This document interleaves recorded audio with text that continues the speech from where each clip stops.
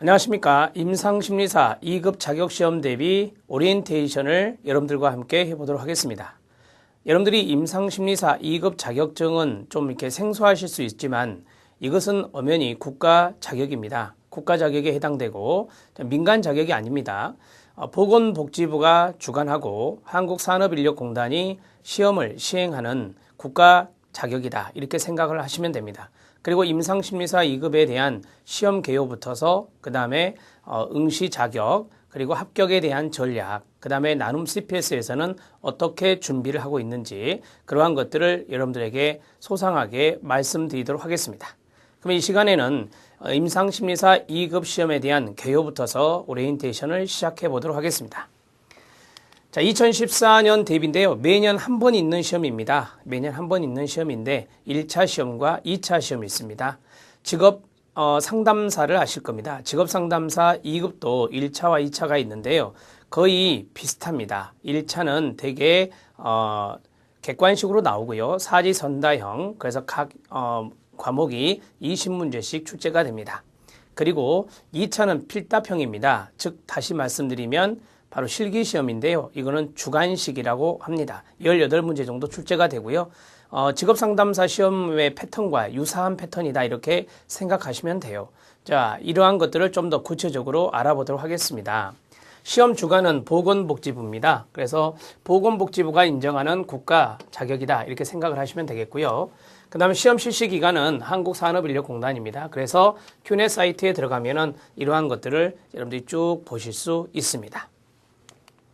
임상심리사 2급 전문가의 업무에 대해서 좀 말씀을 드리겠습니다.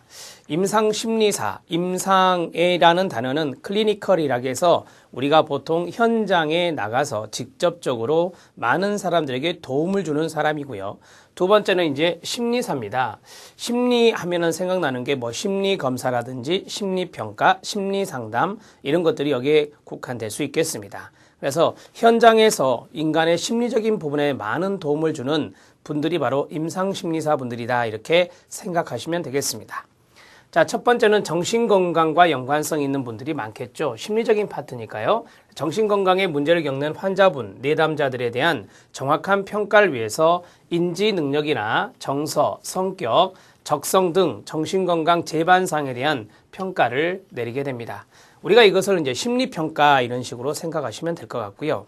그 다음에 내담자들의 정서적, 성격적, 행동적 문제들에 개입을 해요. 임상가니까 그래요. 문제 해결을 도와주는 분들이 바로 임상심리사가 되겠습니다. 자, 그 다음 세 번째, 면접과 심리검사의 방법을 이용하는데 이 중 심리검사는 임상심리사의 가장 중요한 평가 도구 중에 하나라고 할 수 있겠습니다. 그래서 임상심리사분들은 이 심리검사 파트를 상당히 많이 중요시하죠. 그래서 심리검사를 실시하고 거기에 대해서 해석을 내리고요. 자, 심리검사에는 한 개인의 지적 능력을 평가하는 지능검사부터 성격검사나 신경심리검사나 그 다음에 행동관찰 등 다양한 검사가 있습니다. 이러한 검사를 여러분들이 많이 실시하게 되는 거죠. 합격하시고 임상에 들어가시면요. 자, 다섯 번째는 보고서를 쓰게 되는데요. 이 보고서는 정신과 전문의가 진단을 내리고 치료 계획을 세우는데 중요한 참고 자료가 될 것입니다. 여러분들이 심리검사를 했습니다. 심리평가를 했고 심리상담을 했죠. 거기에 대한 레포트를 쓰면 여기에 대해서 정신과 닥터나 정신건강의학과 의사라고 하죠. 요새는 정신건강의학과 전문의의 진단이 이제 필요할 텐데 그러한 진단을 내리는 데나 치료 계획을 세울 때 이 기초자료로 많이 활용할 수 있는 것이 바로 임상심리사 2급 전문가들의 보고서가 되겠습니다. 자, 임상적 기법의 평가, 이상행동 등에 관한 기초적 연구나 임상적 연구를 바탕으로 내담자에게 심리상담을 하며 내담자의 정서적, 성격적, 행동적 문제를 심리학적인 방법으로 접근하는 겁니다. 그래서 임상심리사들은 대개 심리검사, 평가, 심리상담 이런 것들을 실시하게 되는 겁니다. 정신건강과 관련된 재반 문제들에 대한 프로그램 개발을 위한 작업을 수행하죠. 자, 어떤 프로그램이 좋을 것인가 그러한 프로그램 개발에 대한 노력도 하는 분들입니다. 심리치료에 관한 연구를 수행하기도 합니다. 연구적인 부분도 있다라고 하는 거죠. 그래서 임상심리학회, 한국임상심리학회가 있는데요. 한국심리상담학회, 여러 학회가 있습니다. 거기에 이제 논문을 발표해서 연구를 수행하기도 합니다. 심리치료 컨설턴트, 교육자로 활용하기도 합니다. 컨설턴트는 대개 이제 자문가 활동을 한다라고 생각하시면 되겠습니다. 자, 10번째, 대학이나 종합병원에 소속된 교수진들은 오랫동안 구축된 자료를 토대로 심리상담을 새롭게 구상하거나, 자, 쉽게 말씀드리면 임상심리를 전공한 분들이 대개 이제 대학이나 종합병원에 소속된 교수님들도 있습니다. 기존의 심리상담을 수정하고 평가 방법의 정확성 등을 연구하여 활용하도록 하고 있고요. 이외에도 대학에서 강의를 한다든지 심리상담기관이나 병원, 다양한 정부기관에 심리상담 프로그램을 제공하기도 하며 심리 건강과 관련된 행정적인 업무를 수행하는 분들이 바로 임상심리사 분들이다. 이렇게 생각하시면 됩니다. 최근에는 이제 국가기관 중에 보호관찰기관이 있잖아요. 보호관찰과 관련된 기관에서 임상심리사분들을 많이 필요로 하죠. 그분들의 정신건강을 위해서 이제 이러한 프로그램, 심리치료, 심리검사, 그러한 것들이 필요하니까, 그래서 보호관찰을 받고 있는 많은, 교정이 필요한 분들, 이러한 분들을 대상으로 임상심리사가 많이 배치되고 있다. 이렇게 말씀드릴 수 있겠습니다. 자, 이제 임상심리사 2급에 대한 취득 방법에 대해서 알아보도록 하겠습니다. 업무에 대해서 이제 좀 말씀을 드렸으니까요. 임상심리사가 어떠한 업무를, 전문적인 업무를 하는 것이구나라는 것을 좀 충분히 아셨을 것 같습니다. 응시 자격, 시험 과목, 검정 방법, 시험 시간에 대해서 좀 전반적으로 말씀을 드리겠는데요. 이 응시 자격은 뒷부분에서 말씀을 드릴게요. 전반적으로 뒷부분에 정리를 했습니다. 자, 그 다음에 이제 시험 과목과 검정 방법, 시험 시간, 여기에 대해서 좀 주로 말씀을 드리면요. 첫 번째, 급수는 임상심리사 2급에 해당됩니다. 2급에 해당되고요. 자, 응시 자격은 임상심리와 관련해서 1년 이상 실습 수련을 받은 자, 그러니까 바로 볼 수 있는 게 아니에요. 1년 이상 실습 수련이 필요하고요. 수련 과정이 필요하다는 겁니다. 또는입니다. 그리고가 아니고 2년 이상 실무에 종사한 자로서 대학 졸업자 및 졸업 예정자다라고 했어요. 그러니까 전문대학은 해당 사항이 없다. 자, 얼마 전에 제가 이제 이게 자료를 쭉 찾아보니까 국가인권위원회에서 이 전문대학을 나왔어도 이러한 임상심리사를 도전할 수 있도록 응시 자격에 부여해라라고 권고했던 것을 읽어보았습니다. 그러나 아직까지는 이 한국산업인력공단에서 이야기하고 있는 응시 자격에는 전문대학을 졸업한 사람은 해당 사항이 없고 4년제 대학을 졸업하거나 졸업 예정자인 분들을 대상으로 하는 것입니다. 그리고 실습 수련이 1년 이상이고 실무에 종사한 자는 2년 이상으로 기준이 마련되어 있습니다. 자, 시험 과목은 모두 5과목인데요. 말씀드린 대로 필기가 있고 실기가 있다 그랬습니다. 편의상 이걸 1차 필기를, 2차를 실기라고 이야기를 해볼게요. 자, 5과목이 있는데, 자, 심리학 개론이 있고요. 그 다음에 이상심리학이 있고, 심리검사, 임상심리학, 심리상담이 있습니다. 이 5과목이 바로 필기 과목 5과목이 되고, 매 과목마다 20문제씩 나옵니다. 그래서 객관식 사지선다형에서 모두 100문제가 되는 겁니다. 시험 시간은 2시간 30분입니다. 2시간 30분이면 시간이 많이 충분하다라고 볼 수 있어요. 되게 100분을 주거든요. 100분이라 하면은 1시간 40분인데 그것보다 훨씬 더 긴 시간을 주기 때문에 시간적인 부족함은 없을 것으로 사료됩니다. 자, 그 다음에 필답형이 있다 그랬죠. 이건 주관식형인데요. 대개 18문제 정도 출제되는 것으로 나오고요. 그 다음에 3시간 정도 주기 때문에 시간은 아주 넉넉하다라고 말씀드릴 수 있어요. 자, 이것은 주관식으로서 내려가는 것이니까 뒤에서 학습 전략에 대해서 말씀을 드릴 때 다시 한 번 더 거론해 드리도록 하겠습니다. 대개 이제 우리가 여기 있는 임상 실무에 해당되는 실기는요. 여기 있는 5과목이 모두 다 포함될 수 있습니다. 포함될 수 있는데 여기서 많이 나오는 것들이 있죠. 많이 나오는 것들이 좀 정해져 있더라고요. 심리검사하고 심리상담이요. 앞에서 말씀드렸잖아요. 심리검사 파트를 중요하게 생각하고 심리상담을 하는 분들이 임상심리사다 그랬잖아요. 따라서 이러한 부분들이 좀 많이 나오는 패턴입니다. 18문제 중에서. 그래서 여러분들은 여기 실기에 해당되는 부분에서 심리검사 3번에 해당되는 부분하고 5번 심리상담에 해당되는 이 부분들을 중점적으로 공부하시는 게 도움이 됩니다. 물론 다른 영역에서 나올 수 있는데요. 소수의 문제가 나와요. 한 2문제 내지 3문제 이 정도 출제가 되는 걸로 알고 있습니다. 그래서 3번과 5번이 많이 나온다, 많이 출제된다 이렇게 생각을 하시면 되겠습니다. 출제 경향을 보면 그렇다는 겁니다. 자, 그 다음에 이제 임상심리사 2급 응시 자격은 한국산업인력공단에서 개별적으로 확인이 가능합니다.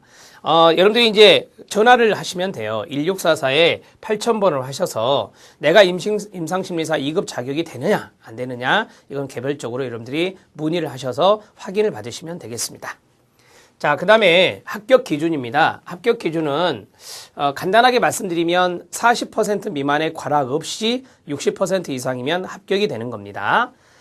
필기가 있는데요. 매 과목 40점 이상이어야 돼요. 이게 이제 과락 기준입니다. 과락 기준이고요.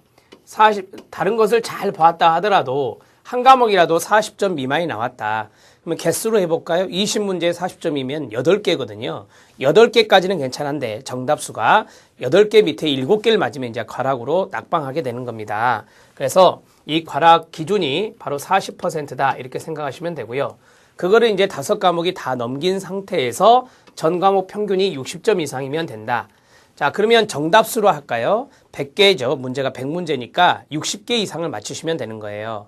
그러니까 매 과목마다 8개 이상 맞추면서 전체가 60개 이상이면 합격이 된다. 이렇게 간단하게 설명해 드릴 수 있겠습니다.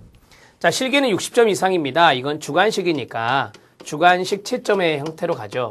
주관식 채점의 형태로 해서 60점 이상이면 합격이 되겠습니다.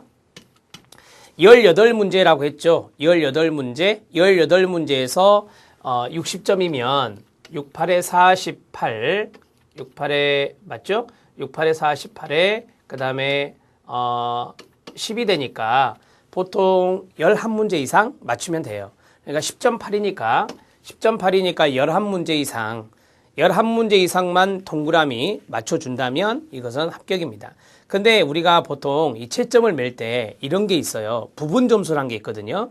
뭐 예를 들어서 5가지를 써라. 5가지를 썼어요. 근데 거기서 3가지가 맞았다. 그럼 부분 점수가 주어집니다. 직업상담사도 그렇게 주어지거든요. 임상심리사도 그럴 거예요. 그래서 최선을 다해서 답안지를 써내려가는 게 중요합니다.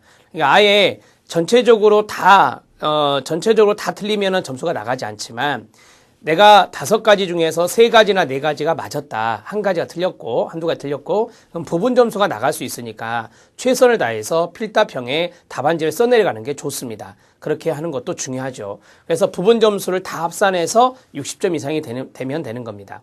그러니까 여러분들이 좀 어느 정도 답안지를 쭉 써내려갈 때 전혀 못 쓰는 것도 나올 수 있겠죠, 당연히. 전혀 못 쓰는 것도 나올 수 있는데, 이 전혀 못 쓰는 것이 너무 많으면 안 돼요. 한 2문제 정도, 3문제 정도는 전혀 못 쓰더라도 나머지 것들은 어느 정도 이렇게 쭉 쓸 수 있으셔야 됩니다. 근데 다행스러운 게 기출문제를 보니까요. 쭉 기출문제 보니까 예전에 나왔던 것들이 좀 나오는 경향이 많아요. 실기는. 그래서 여러분들이 여기 출제된 것들, 기출문제들을 충분히 연습하신다면 실기를 합격해서 최종적으로 합격하실 수 있을 겁니다. 뒤에서 통계를 보여드릴 건데요. 여기 있는 1차 필기에서는 아주 합격률이 높습니다. 시간도 충분하죠. 문제 지문도 그렇게 길지 않아요. 그리고 이 수련 과정을 거친 분들이 시험을 보기 때문에 아무래도 좀 수련 과정에서 이게 터득했던 것들, 그런 것들이 생각날 수 있어서 이렇게 답을 많이 마킹하시는데 낮은 게 바로 이 실기예요. 이 실기에서 합격률이 그리 높지 않기 때문에 이 실기까지 합격해야 이 임상심리사 2급이 주어지는 것이거든요. 그렇기 때문에 이러한 것들을 좀 잘 감안해서 이해하시면 되겠고, 자, 이 필기를 합격을 했다. 근데 실기에서 떨어졌어요. 그러면 그 필기 합격한 시점부터 2년간은 유예가 됩니다. 2년간은 유예가 돼요. 직업상담사 시험도 그렇거든요. 그래서 2년 안에 해야 되는데, 자, 문제는 1년에 한 번밖에 없다는 거예요. 직업상담사는 3번이나 있잖아요, 1년에. 따라서 기회가 그리 많지 않아요. 그래서 여러분들이 될 수 있으면 필기시험 합격하고 공부한 것을 바탕으로 해서 실기까지 확 몰아쳐서 합격하는 게 가장 좋은 방법이 될 것입니다. 자, 보시면 아시겠지만 필기시험 합격 후에 실기시험의 응시 자격은 필기시험 합격일 발표일로부터 2년간 유예가 됩니다. 2년간 인정이 된다는 거죠. 그럼 횟수로 2번까지는 볼 수 있어요. 1년에 한 번이니까. 자, 이 필기시험 면제 기간, 이것도 개별적으로 산업인력공단에서 확인할 수 있습니다. 산업인력공단에 아이디 치고요. 패스워드 치고 들어가잖아요. 그러면 내가 이제 얼마까지 횟수가 남았다라고 이렇게 확인이 됩니다. 그래서 이러한 것들을 여러분들이 좀 알고 계시면 나중에 정보를 찾는 데 도움이 되겠습니다.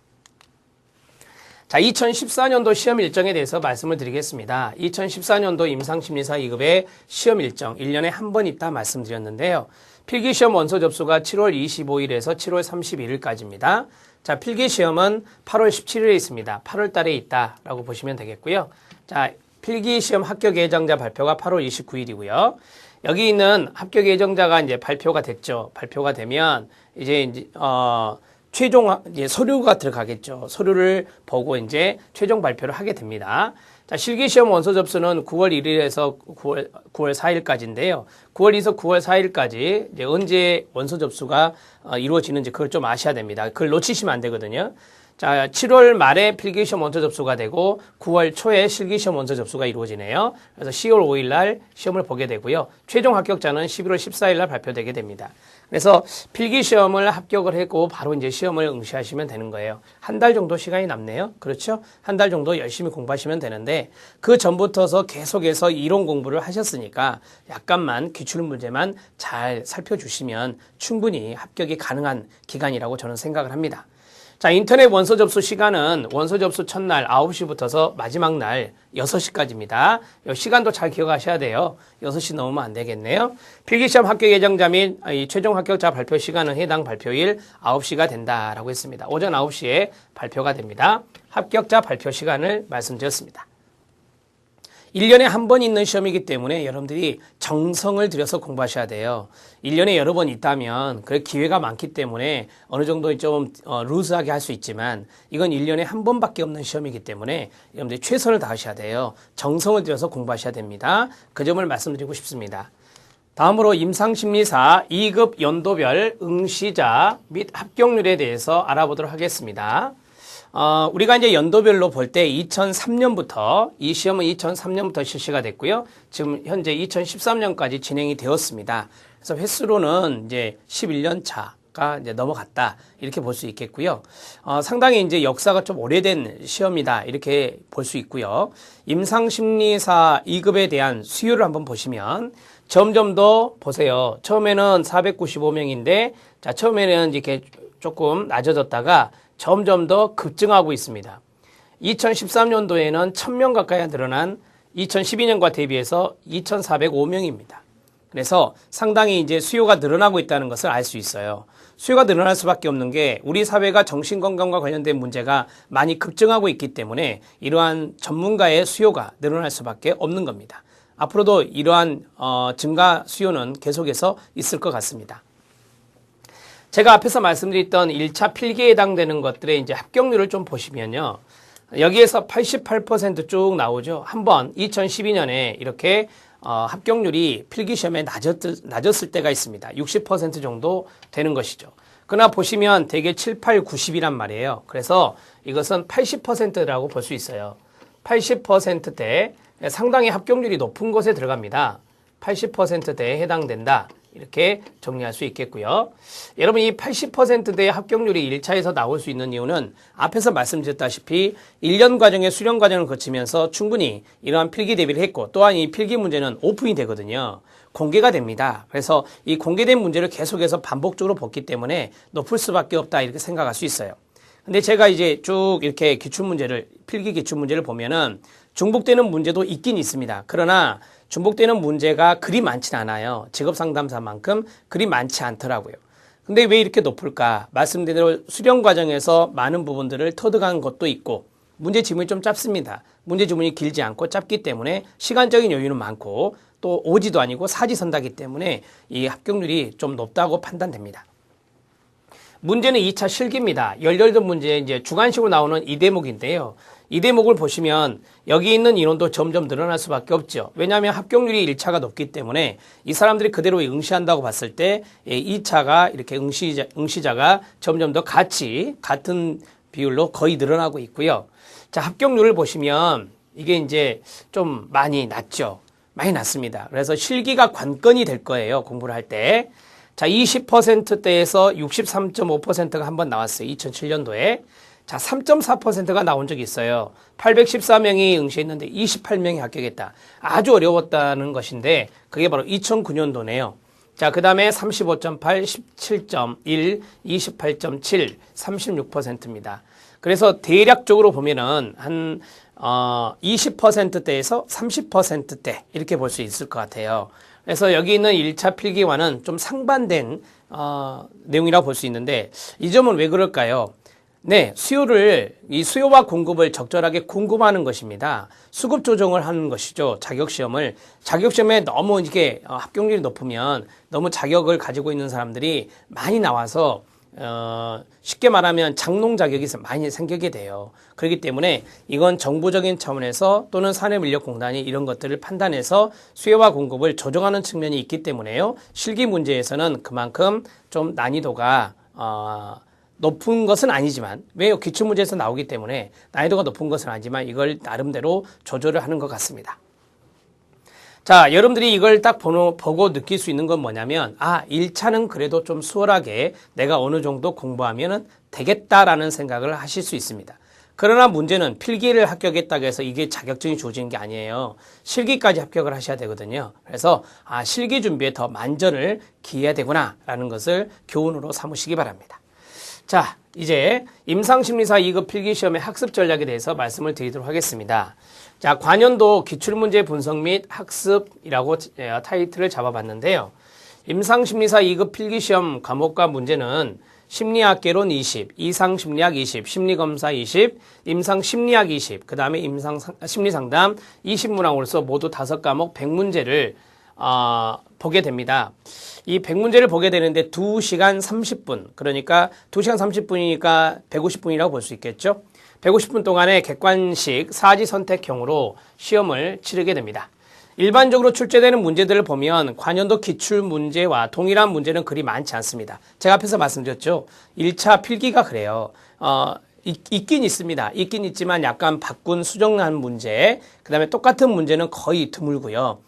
새로운 문제 패턴이 좀 많이 보이기도 해요. 그래서 유사한 유형의 문제가 50% 정도 출제가 됩니다. 이전에 5개년 정도의 기출문제와 철저한 분석과 학습이 요구됩니다. 5개년 정도면 14년, 12년, 11년, 맞죠? 12년, 죄송합니다. 13년, 12년, 11년, 10년, 2009년. 이렇게 해서 5개년 정도를 여러분들이 좀 분석을 하실 필요가 있다. 이렇게 말씀드리고 싶고요. 자, 그 다음에 한 가지 더 부연을 하자면은 문제의 유형이 짧은 형태가 많지만요. 점차 해가 거듭할수록 좀 길어지고 있어요. 지문들이 길어지고 있기 때문에 이에 대한 대비도 필요하다. 이렇게 정리해 볼 수 있겠습니다. 여러분들은 1차 합격률이 높다는 것을 좀 감안했을 때 기출문제를 중심적으로 하는 것도 중요하겠죠. 그러나 50% 정도 유사한 문제가 나온다고 제가 좀 이렇게 많이 개방적으로 본 거예요, 이거는. 그래서 나머지 50%는 어디서 나올지 모르는 거예요. 그래서 이러한 것들을 하기 위해서는 이론적인 학습을 충분히 하셔야 됩니다. 그것도 폭넓게 하셔야 돼요. 왜냐하면 안 나왔던 분야, 새로운 분야가 또 출제되는 경향이 있기 때문에 그런 부분들을 맞추기 위해서는 너무 지엽적으로 선택적인 축약을 하잖아요. 어느 한쪽 일부분만을 축약해서 보는 것은 문제가 있습니다. 조심하시고요. 자, 그 다음에 기본 개념과 이론 이해 위주의 학습이다라고 했습니다. 자, 이론 이해 위주의 학습이 필요하다라고 하는 거죠. 새로운 것을 풀어내려면 기출문제를 중심으로 학습을 할 때 기억에 둘 중요한 것은 관연도 기출문제를 무조건적으로 외우는 것은 바람직하지 않습니다. 수정에서 나오면 못 풀어요. 그래서 그렇습니다. 이론에서 필요한 기본 개념이 있죠. 그 다음에 깊이 있는 학습, 이런 것들이 요구될 수 있습니다. 응용하여 출제될 수 있는 문제의 경우는 자칫 그 문제를 풀 수 없기 때문입니다. 자, 또한 2차 실기시험의 경우는 해마다 합격률이 낮죠. 그래서 기본적인 이론 개념이 잘 안 잡혀 있기 때문에 그것을 쓰는 것이 어렵다. 기출문제에서 많이 나온다 하더라도 그게 안 잡혀 있으면 그걸 다 외워서 쓰는 게 한계가 있잖아요.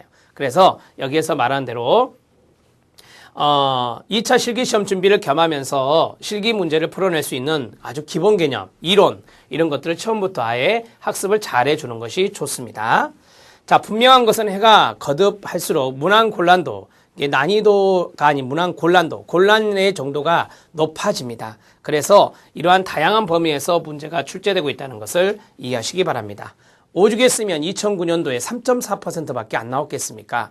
따라서 이러한 것들이 이번 2014년, 15년 이럴 때 또 나올 수 있기 때문에요. 여러분들은 좀 깊이 있는 공부를 하시는 게 좋겠습니다. 자, 그 다음에 필기시험 합격 기준에 맞는 전략적 학습인데요. 임상심리사 2급 합격 기준은 매 과목 40점 이상을 취득하되 전체 과목 평균 60점 이상이어야 된다고 앞에서 말씀드렸죠. 그래서 과락의 위험은 벗어나야 됩니다. 그리고 60점 이상을 맞아야 되고요. 그런데 이제 쭉 기출문제를 쫙 보니까, 필기 기출문제를 보니까 좀 이렇게 쉬운 부분이 있어요. 그리고 난해한 부분이 있거든요. 쉬운 부분은 좀 폭넓은 부분이 아니라 어느 정도 이렇게 우리가 출제 기준을 발표해 주거든요. 출제 기준은 우리가 이제 이거 오리엔테이션 할 때 이 출제 기준에 대한 부분들을 제가 첨부 파일로 올려드릴 테니까 그걸 한번 다운로드 받고 한번 봐보세요. 출제 기준을 보면 아주 폭넓은 것이 심리학 쪽 부분이에요. 학계론, 이 심리학이라는 부분이 상당히 넓잖아요. 이러한 것들이 좀 여러분들이 공부할 때 어렵다. 그리고 문제에서 맞추는 것이 조금 더 적습니다. 맞는 개수가. 그러면 좀 쉽게 볼 수 있는 것은 세 과목이죠. 이상심리학하고요, 심리검사하고요, 그 다음에 심리상담입니다. 여기에 대한 내용들을 여러분들이 좀 잘 맞출 수 있으니까 여기 있는 세 과목을 아주 집중적으로 선택과 집중을 해야 된다 이 말이죠. 집중적으로 공부하면 또 여기에서 심리검사와 심리상담이 2차 실기에서 많이 나온다 했잖아요. 그래서 일석이조가 되는 겁니다. 그래서 이 세 과목을 아주 집중적으로 공부를 해 주시기 바랍니다. 나머지 두 과목은 보세요. 심리학계론이 있고요. 임상심리학이 있잖아요. 심리학계론이나 임상심리학이라고 하는 것은 좀 이렇게 폭넓은 부분이 없잖아 있기 때문에 용이하지 않습니다. 따라서 이상심리학이나 심리검사, 심리상담을 집중적으로 학습하여 과락 없이 60점 이상을 취득하는 전략이 필요하다 볼 수 있겠습니다. 또한 이 심리학계론에서 임상심리학 이 두 과목에서 과락이 나오면 안 됩니다. 그래서 아예 그걸 안 하면 안 되는 거고 여기에 대해서는 과락을 맞아서는 안 되기 때문에 아주 기본적인 것들을 잘 정리를 해 주시면서 충분히 여기서 50% 이상은 나올 수 있어야 되겠죠, 여러분. 자, 그렇다면 여러분들이 학습 계획을 짤 때 이상심리학, 그 다음에 심리검사, 심리상담 여기에다가 학습의 시간을 많이 투자를 하셔야 돼요.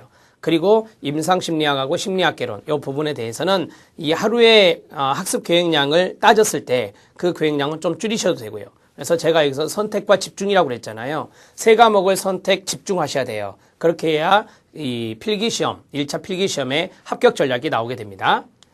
자, 관연도 기출문제 분석 및 학습인데 이제 실기시험에 대해서 말씀을 드리도록 합니다. 앞에서는 우리가 필기에 대해서 좀 알아봤고요. 자, 이제 실기에 대해서 좀 알아보겠습니다. 임상심리사 2급 실기시험은 필답형으로 모두 18문제, 3시간이 주어지고요. 출제가 됩니다. 그리고 이는 필기시험보다는 관연도 기출문제와 유사하거나 동일한 유형의 문제가 더 많이 출제되고 있습니다. 약 60% 정도 출제되는 경향이 있기 때문에 앞으로의 출제 경향은 관연도 문제 유형과 크게 다르지 않을 것으로 예상됩니다. 자, 쭉 살펴본 결과 앞에서 나왔던 문제, 똑같은 문제들이 많이 보여요. 그래서 저는 이것을 한 60% 정도로 개방적으로 보았고요. 자, 따라서 관연도 기출문제에 대한 철저한 학습, 분석이 필요하겠죠. 이거는 당연한 거고요. 이때 학습은 먼저 이해를 하고 나서 쓰기 연습을 해야 됩니다. 실전에 잘 대비하셔야 돼요. 저도 이제 직업상담사 자격을 취득했는데요. 여러분들이 이 직업상담사도 2차가 필답형이고 실기라고 그랬잖아요. 첫 번째, 거기에 대해서 이해를 하셔야 돼요. 그러니까 예를 들어 신뢰도의 측정 방법을 머릿속에서 쭉쭉쭉 이해를 하셔야 돼요. 크게 5가지가 있다. 그러면 5가지를 머릿속에 이해를 하시고, 자, 거기에 대해서 개념을 쭉 읽어 나가셨다. 자, 개념을 읽어 나가면서 이해를 했어요. 자, 이해를 했어요. 그러면 거기서 끝나시면 안 돼요. 쓰기 연습을 하셔야 됩니다. 그래서 자기가 신뢰도의 추정 방법 5가지 해놓고 한 번씩 써보셔야 되는 거예요. 자, 5가지라고 해서 우리가 보통 문항 일치도, 즉 내적 일관성 방법이라 하거든요. 내적 일관성 방법, 그 다음에 반분법, 그 다음에 동형검사법, 검사재검사법, 조사자 간 신뢰도 5개거든요. 이 5개만 딸랑 쓰면 안 돼요. 거기에 대해서 서술을 해야 됩니다. 간단하게 개념 서술을 하셔야 돼요. 그렇게 해야 점수가 주어지는 거지 앞에 있는 타이틀만 주면 점수가 안 주어집니다. 아셨죠? 단답식이 아니에요. 단답식이 아니고 서술형이기 때문에 이러한 것들을 잘 대비하시는 게 중요할 듯 합니다. 자, 쓰기 연습이 중요하다라고 하는 거예요. 쓰기 연습을 반드시 해보셔야 됩니다. 자, 그 다음에 새로운 유형의 문제에 대한 학습인데요. 대비한 학습인데, 관연도 실기 기출 문제에 대한 답을 하실 수 있을 정도의 실력이라면 새로운 유형의 문제에도 적절히 응용이 가능할 것입니다. 관연도 기출 문제를 점검해 본 결과 사례 문제가 출제되고 있습니다. 우리가 아무래도 임상에서 근무하는 분들이 되다 보니까 사례 문제가 출제가 되거든요. 이런 기본적인 개념을 아셔야 돼요. 기본적인 개념을 알아둬야 이 사례를 적용할 수가 있습니다. 자, 물론 실습 등을 통해서 슈퍼바이저에게 받은 지도 내용을 상기하면서 기술할 수도 있겠죠. 이 또한 이론이 잘 안 되어 있는 상태에서는 이거 힘듭니다. 그러니까 지도한 내용을 글로 쓴다는 것이 그리 쉽지 않잖아요. 이론적인 부분과 그 다음에 지도받은 실제에서 이 지도받은 부분이 같이 절충되면 상당히 좋은 답안이 만들어질 수 있겠죠. 새로운 분야에서 문제가 몇 문제 출제되고 있기 때문에 매년 새로운 유형의 문제에 대한 학습이 필요하다, 이렇게 정리할 수 있겠습니다. 자, 이제 실기시험의 학습에서 기본 개념과 이론 이해 위주의 학습 나오는데요. 앞에서 언급한 대로 필답형 시험은 단순 암기만으로는 답안을 작성할 수가 없습니다. 그래서 기본 개념, 이론에 대한 이해가 전제돼야 되고요. 그 다음에 반복적인 연습이 중요합니다. 쓰기 연습을 한다고 그랬잖아요. 쓰기 연습을 3번 정도는 해보셔야 돼요. 많이 한다면 3번 정도, 적게 한다면 한 번 해보셔야죠. 한 번 안 하고 가는 것은 문제가 있습니다. 그래서 한두 번 정도, 보편적으로 한두 번 정도 해보시고 들어가시더라고요. 그렇게 연습을 하셔야 됩니다. 자, 관연도 기출문제 또는 나올 수 있는 새로운 문제에 대한 답을 백지에 손으로 직접 작성해보는 연습을 해보는 게 중요합니다. 기출문제 전부를 답안으로 직접 작성해 볼 것을 권장합니다. 자, 그리고 그러한 연습 없이는 실전에서 문제를 만났을 때 실제로 답안을 소술하는 것이 어려울 것입니다. 이 뒤에서 말씀드리겠지만 저희 나눔 CPS에서는 어떠한 것을 기획하고 있는지 그런 것들도 말씀을 드리도록 하겠습니다. 자, 그 다음에 실기, 필기 동시에 대비 학습, 선택과 집중이 필요하다, 이렇게 앞에서도 말씀을 드렸었는데요. 실기시험은 모두 18문제가 출제가 되고 관연도 문제를 분석해 보면 대개 심리검사 과목이나 말씀드렸죠. 그 다음에 심리상담 과목에 많은 문제가 나오고 있습니다. 자, 물론 다른 3과목에서 출제가 되지만 소수의 문제가 출제가 되더라고요. 자, 그렇다면 심리검사와 심리상담에 초점을 두어서 집중적인 학습을 하는 게 좋겠다. 자격시험은 가급적 한 방에 끝내는 게 좋죠. 한 번에 학습하는 게 동시 합격하는 게 좋은데 그 이유는 필기시험 대비 학습의 내용이 실기시험 문제로 출제될 확률이 높기 때문에 그렇습니다. 자, 만약에 불합격했다. 1년을 기다리셔야 돼요. 그러면 또 다시 새로운 공부를 하셔야 되거든요. 그래서 될 수 있으면 한 번에 합격하는 걸로 여러분들이 최선의 노력을 다해 주시기 바랍니다.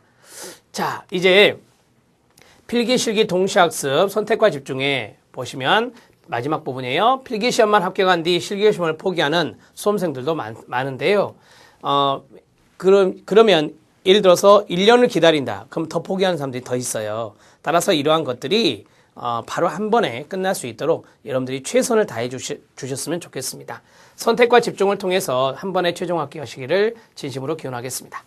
자, 이제 응시 자격에 대해서 좀 말씀을 드릴게요. 응시 자격을 좀 잘 들어주시기 바랍니다. 이건 한국산업인력공단에서 발표한 응시 자격이고요. 또 하나는 필요한 부분은 우리가 질의를 했어요. 질의를 해서 응답받은 부분이 있거든요. 그 부분까지 같이 말씀드리도록 하겠습니다.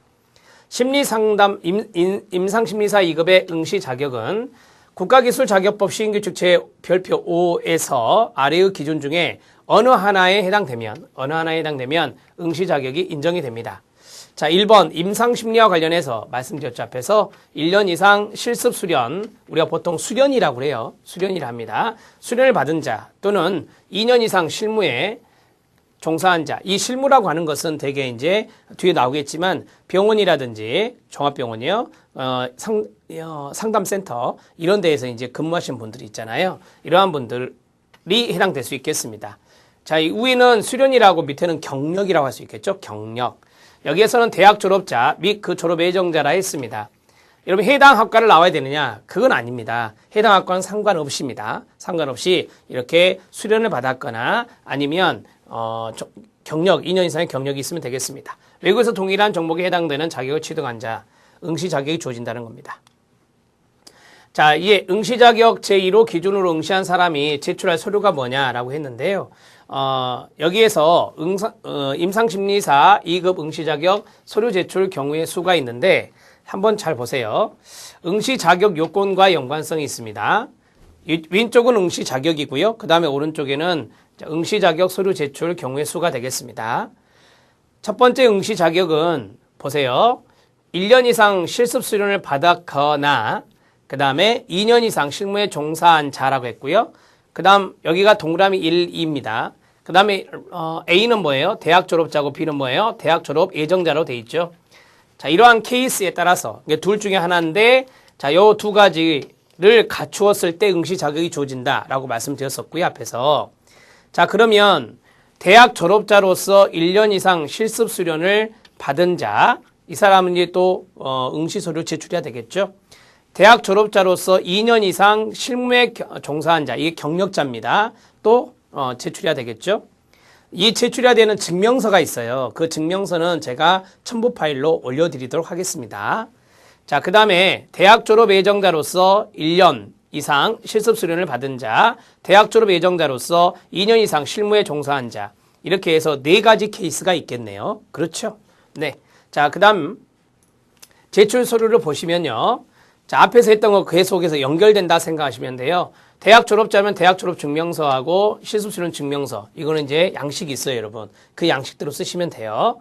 그 다음에 대학 졸업 증명서하고 경력 증명서가 있어요. 이것도 증명서 양식 올려드릴게요. 한번 살펴보세요. 그 다음에 대학 졸업 예정자라면 예정 증명서가 나와요. 이 학교에 가면 뗄 수 있습니다. 졸업 예정 증명서하고 최종 학년 재학 증명서. 자, 그 다음 실습 수련 증명서까지 들어가야 되겠죠. 대학 졸업 예정자 예정 증명서, 최종 학년 재학 증명서가 되고요. 그 다음에 경력 증명서가 됩니다.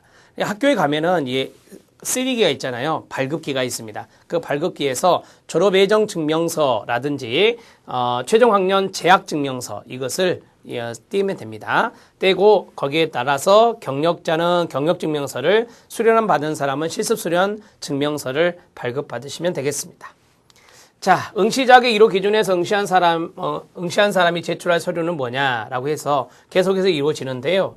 법령에 따라 실습 수련 증명서 또는 경력 증명서 외에 대학 졸업 증명서 또는 졸업 예정 증명서 제출은 필수 사항입니다. 앞에서 했던 거 그대로 제출해야 된다는 거고요.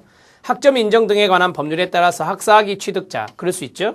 독학사 과정을 통한 학위 취득자에 대해서도 대학 졸업자와 동등하게 학력이 인정됩니다. 당연한 거 아니에요? 학사학위 취득했는데. 그 다음에 대학 이상의 교육기관에서 2학기 이상 심리학 현장 실습에 준하는 실습 과목을 이수했다면 1년의 실습 기간, 이 수련이 있었잖아요. 그건 안 해도 되죠. 인정받는다라고 하는 겁니다. 자, 예를 들어서 내가 심리학과를 나왔다. 심리학과를 나왔는데 2학기 이상 심리학 현장 실습이란 게 있어요. 심리학 현장 실습. 이 현장 실습을 내가 했다면, 2학기 이상을 했다면 이 사람은 2학기니까 1년 아닙니까? 그래서 이 사람은 1년 수련을 인정받아서 그냥 시험을 볼 수 있게 됩니다. 이 점 중요하죠? 꼭 알아놓으셔야 됩니다. 자, 다시 한번 말씀드리면 대학 이상의 교육기관에서, 쉽게 말하면 대학교예요. 대학교나 대학원이나 대학교 이상이니까. 그래서 여기에서 대개 보면 이제 심리학과에 있는 분들이 2학기 이상 심리학 현장 실습이란 걸 받을 수 있어요. 그럼 받으면 이분들은 이 수련은 면제된다. 이렇게 생각하시면 되겠습니다. 자, 그 다음. 자, 임상심리사 2급 응시자격 서류 제출 Q&A 계속해서 알아보겠습니다. 실습 수련이나 실무 경력을 인정받는다 그랬죠. 실습 수련은 1년 이상이고, 그 다음에 실무 경력은 2년 이상인데, 여기에 대해서 이제 차이점을 도표로 해서 정리가 되어 있네요. 실습 수련은 1년, 그 다음에 여기 있는 실무 경력은 2년 이상이라 이렇게 정리가 되어 있어요. 자, 누가 받느냐? 제가 앞에서 그랬었죠. 여기 뭐 수련 받는 사람은 타 학과를 나와도 돼요. 심리학과를 나오지 않아도 되는데, 여기서 심리학을 전공하고 있는 대학에서의 3학년, 4학년. 이게 무슨 말이냐면, 제가 앞에서 그랬었잖아요. 2학기 이상 심리학 현장 실습을 했다면 1년을 인정받을 수 있다라고 말씀드렸잖아요. 자, 대학원인의 재학이나 졸업자라고 했는데, 대학원에 재학을 하면서 이제 수련을 받을 수 있겠잖아요. 대학원을 들어갔다는 것은 대학교를 졸업한 거잖아요. 학사를 받았으니 대학원을 들어갔을 거 아니에요. 그래서 대학교, 타 학과도 상관없습니다. 대학교를 졸업했다든지 졸업 예정자 다 여기에 들어갈 수 있다. 이렇게 생각하시면 되고요. 그 다음에 대학 또는 대학원 졸업자, 실무 경력.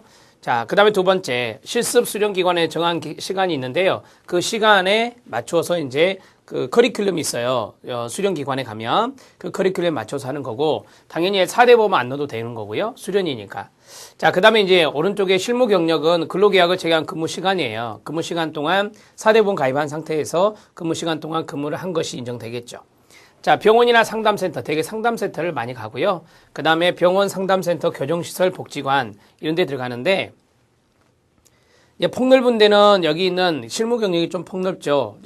교정시설은 아시는 대로 뭐 보호관찰소 이런 데에서 근무한 경력, 그 다음에 복지관이나 이런 데에서 근무한 경력, 이런 것들도 여기 들어갈 수 있다. 이렇게 생각하시면 됩니다. 자, 복지관에서도 이 상담을 많이 하잖아요. 그러한 부분들이 인정될 수 있다라고 하는 거죠. 그 다음에 이제 무엇을 하느냐. 심리상담이나 심리검사나 심리평가나 심리치료 등의 임상심리와 관련된 실습이고요.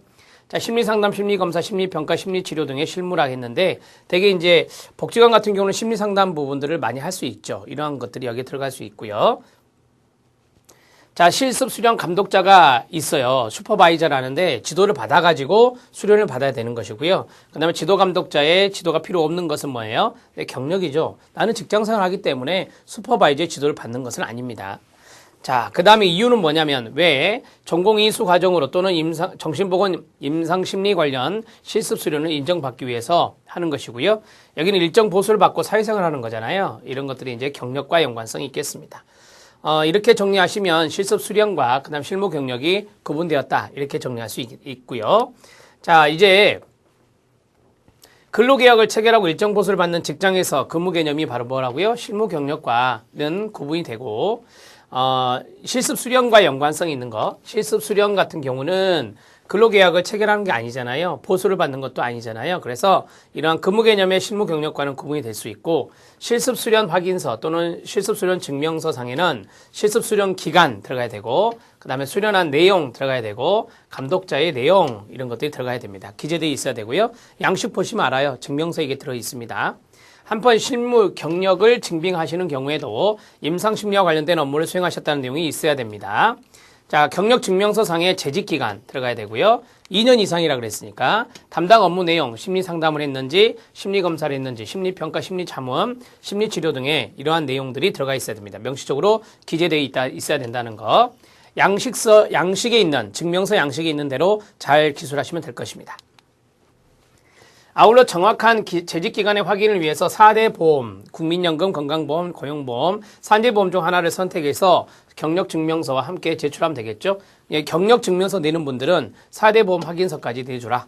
단 실기 접수 응시 자격 제출서 기간에는 고용보험 자료를 공단에서 전산조회가 가능하기 때문에 4대문 가입 증명서 없이도 경력증명서만 확인으로 가능합니다. 그래서 실기 접수할 때나 응시 자격 서류 제출 기간, 그때는 이렇게 정리하는 거예요.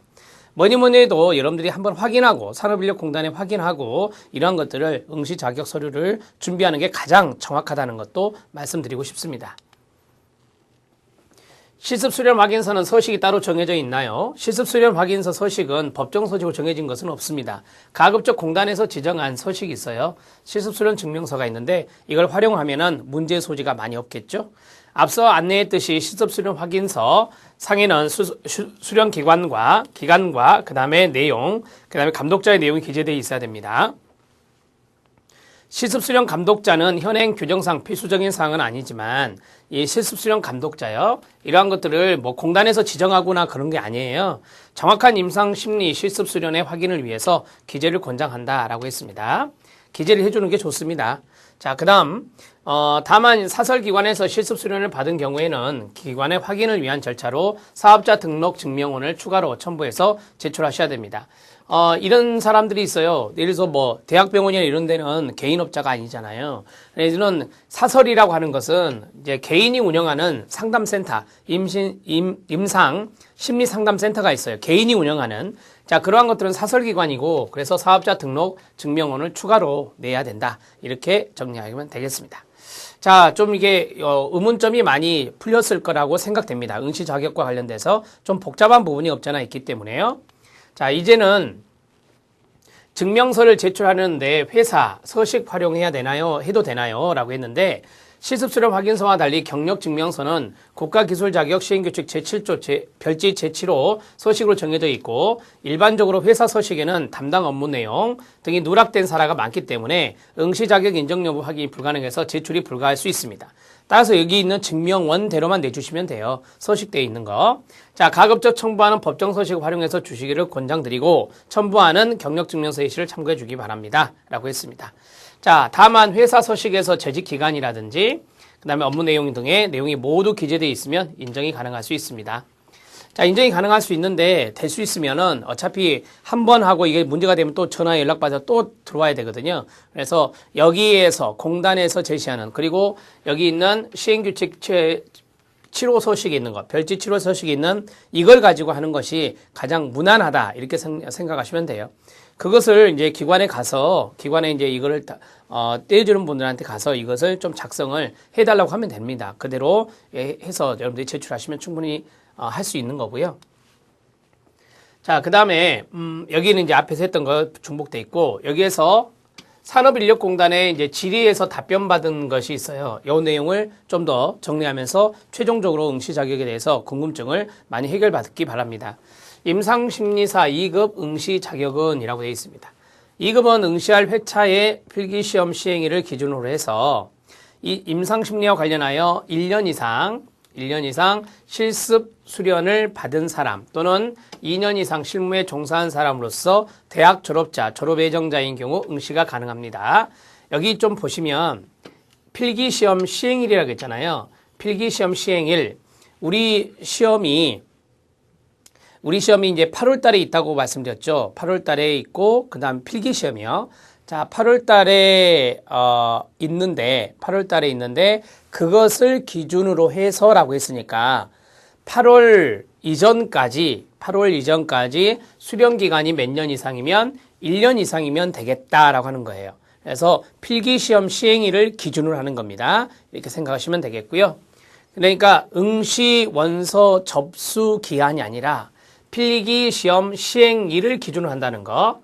그 다음 학과 제한 없습니다. 4년제 졸업자로 1년 이상 심리상담, 심리검사, 심리평가, 심리치료 등의 임상심리와 관련된 실습 수련을 받은 자 또는이죠. 2년 이상 심리상담, 심리검사, 심리평가, 심리치료 등의 임상심리와 관련된 실무, 경력이 있는 자라면 응시할 수 있다는 것입니다. 자, 그 다음에 두 번째, 대학에서 2학기 이상 심리학 현장 실습에 준하는 실습 과목을 이수한 경우 1년의 실습 기간으로 인정받을 수 있다 했죠? 앞에서 말씀드린 거 좀 더 자세히 볼까요? 대학 및 사회교육원 이상의 공공교육기관에서 심리학 현장 실습에 준하는 실습 과목을 이수한 경우 실습 기간으로 인정받을 수 있습니다. 제출 서류는 실습 내역이 상세 기재된 실습 이수 증명서 또는 성적 증명서입니다. 이걸 내시면 돼요. 그러니까 현장에서 내가 대학교 다닐 때 또는 사회교육원에서 내가 이걸 현장 실습을 했다. 확인서가 필요하잖아요. 그래서 실습 이수 증명서라든지 성적 증명서 나오겠죠. 이러한 것들을 제출하면은 1년이 인정된다라고 하는 겁니다. 단 성적 증명서 제출 시 반드시 현장 실습이란 게 명시돼 있어야 됩니다. 현장 실습 과목이니까 명시돼 있겠죠. 그 명시돼 있는 성적 증명서를 내면은 1년이 인정됩니다. 자, 그 다음 실무 경력 실습 수련 인정 기준은 뭐냐? 임상 실무 경력 실습 수련 인정은 경력 증명서나 실습 수련 증명서상에 기재된 담당 업무 내용, 이 심리평가, 심리치료, 심리재활, 심리교육, 심리검사까지 포함해서요. 이러한 업무로 명시되어 있는지 여부로 심사하고 있습니다. 그러니까 산업인력공단에서 심사를 할 때 이런 것들을 본다라고 하는 것이죠. 따라서 응시자의 구체적인 담당 업무를 기재해서 발급받은 경력증명서 및 추가 서류를 제출하여 심사를 받아보셔야만 정확하게 확인이 가능합니다. 그래서 이제 서류가 들어가면 여기에 대해서 심사가 나오겠죠. 심사가 나와서 이 사람이 최종적으로 합격할 수 있느냐 없느냐 그걸 판단할 것입니다. 자, 그 다음에 심리학 및 심리상담 석사학위 잘 들어보세요. 자, 심리학 및 심리상담 석사학위 소지자는 임상심리사 2급 시험 과목에 준하는 과목을 이수한 경우 2년의 경력 요건에 해당하는지라고 물어봤습니다. 자, 석사학위 취득자 대학원입니다. 석사학위 취득자의 경우 세부 전공명, 학과명, 학위명 중에 어느 하나라도 뭐가 들어가야 돼요? 심리라는 용어가 들어가면 돼요. 심리라는 용어가 포함되어 있는 경우에 한해서 실무, 경력으로 인정되고 있습니다. 준비서류는 대학원장이 발급한 이수기간이 명시된 석사학위 취득증명서, 이수증명서 원본을 제출하시면 응시 자격 서류 심사 결과에 따라 학칙에서 정하는 기간을 실무 경력으로 인정받을 수 있습니다. 대학원의 석사학위 취득 과정이 몇 년이에요? 2년이잖아요. 그래서 2년 과정이면 4년 만에 학위를 취득하였다 하더라도 학칙에서 정한 2년만 경력으로 인정하게 되는 것입니다. 우리가 이제 대학원을 늦게 이제 졸업할 수 있잖아요. 그래서 4년 만에 학위를 취득했다 하더라도 이거는 2년으로 인정된다라고 하는 거예요. 그러니까 쉽게 말씀드리면 대학원의 경우는 4학기란 말이에요. 그래서 내가 대학원을 다녔는데 내가 학과목이나 세부학과 전공이나 학위명에 심리란 단어만 들어가면 돼요. 심리란 단어만 들어갔으면 경력 2년으로 인정해 주겠다는 거예요. 이거는 수련 1년이 아닙니다. 경력 2년으로 인정해 주겠다는 거예요. 그러면 시험을 볼 수 있어요, 없어요? 있죠. 경력 2년으로 인정되기 때문에. 그러면 여기서 제출해야 될 것은 뭐였죠? 네, 대학원장이 발급한 이수기간. 그러니까 내가 4학기를 했다. 학위 증명서 나오잖아요. 학위기. 그거를 이제 내시면 되죠. 그래서 석사학위 취득 증명서 원본을 제출하시면 응시 자격 서류 심사 결과에 따라서 이제 실무 경력 2년으로 인정되어서 이 사람 수련을 받을 필요가 없는 거예요. 경력 2년으로 인정받기 때문에 바로 시험을 볼 수 있는 겁니다. 상당히 중요해요. 대학원 졸업생들한테는 상당히 중요한 요소이기 때문에 알아두셔야 됩니다. 대학원의 경우 경력 2년 인정된다. 조건이 있다. 학과명이나 학위명이나 여기 말한 대로 전공명 여기에서 심리란 단어가 들어가면 된다. 되셨죠? 자, 이제 우리가 마지막 부분인데요. 임상심리사 2급 교재에 대해서 잠깐 안내를 하겠습니다. 4월 달에 출간 예정이고요. 저희 나눔 CPS에서는 이번에 새로 임상심리사 2급에 대한 컨텐츠를 개발합니다. 우선 교재부터 이제 출간이 되는데요. 이 교재는 지금 이론서입니다. 핵심 이론서인데요. 저하고 이제 고인숙 교수님, 서울중앙대학교에서 이 교육학, 심리학을 전공하신 분입니다. 그래서 이분하고 같이 제가 여러분들과 함께 이 교재를 가지고 동영상 강의를 촬영하고 여러분들이 합격에 있어서 도움을 제공하고자 합니다. 자, 이것을 이제 출간하고 나서 우리가 한 1개월 정도 있다가 기출문제집도 출간할 예정입니다. 필기와 실기 기출문제집을 출간할 예정입니다. 필기와 실기 기출문제집만 보면은 여러분들이 좀 공부하는데 어려움이 있다 그랬잖아요. 이론서부터 시작해서 이론 공부를 탄탄하게 하셔서 정리를 잘하는 가운데 필기와 실기 기출문제집을 보신다면 충분히 좋은 결과가 있을 거라고 사료됩니다. 자, 이론적인 부분들을 여러분들이 충분히 공부를 해 놓으시는 것이 나중에 필드에 나가서도, 임상에 나가서도 도움이 많이 되실 겁니다. 자, 그러한 것들을 여러분들이 감안해서 저희 나눔 CPS에서 앞으로 이루어지는 그 프로그램에 잘 동참해 주신다면은 여러분들은 좋은 결과로 이 합격의 열매를 누릴 수 있을 것입니다. 자, 여기까지 이제 정리가 되었는데요. 여러분들이 임상심리사 2급을 도전하셔서 이 2014년도에는 그리고 빠른 시일 안에 이 실기 시험까지 합격을 하시길 바랍니다. 합격하셔서 임상심리사 2급의 수요가 많아지고 있다 그랬죠. 많은 관공서에서도 이 임상심리사를 필요로 하고 있습니다. 그래서 여러분들이 나중에 사회에 나가셔서 전문성 있게 또한 보다 많은 환자분들, 내담자분들에게 도움을 제공하는 훌륭한 임상심리사 분들이 되시기를 진심으로 기도하겠습니다. 나눔 CPS는 여러분들이 최선을 다해서 공부한 만큼 저희들도 노력을 해서 교재 개발, 그 다음에 강의 개발 이런 것들을 통해서 여러분들과 함께 하기를 원합니다. 항상 건강 잊지 마시고요. 건강한 것이 가장 중요한 거 아닙니까? 건강한 가운데서 수험 생활을 하시기를 함께 기도하겠습니다. 지금까지 임상심리사 2급에 대한 자격 강의, 국가 자격에 해당되는 이 임상심리사 2급에 대한 오리엔테이션이었습니다. 이 오리엔테이션을 통해서 여러분들이 좀 궁금한 점이 있으시면 이 카페에 바로 여러분들 질문해 주시면은 제가 성심성의껏 아는 만큼 답변해 드리도록 하겠습니다. 또한 저보다 더 확실한 어떤 내용들이 필요할 건데 그러한 내용들을 제가 잘 모르면 이 한국산업인력공단에 같이 한번 확인해서 저도 확인을 하고 여러분들도 확인을 해서 여러분들이 응시 자격에 문제 없이 응시 자격도 안 되는데 공부 시작하면은 시간 낭비잖아요. 그래서 이러한 응시 자격뿐만 아니라 학습에 대한 전략, 그다음에 뭐 수련이나 경력에 대한 부분들, 그러한 부분들에 대해서 서로 피드백을 나누었으면 좋겠습니다. 최선을 다하시고요. 2014년도에도 여러분들이 하나하나 계획하신 것 만사형통의 길로 걸어가시기를 진심으로 기도하겠습니다.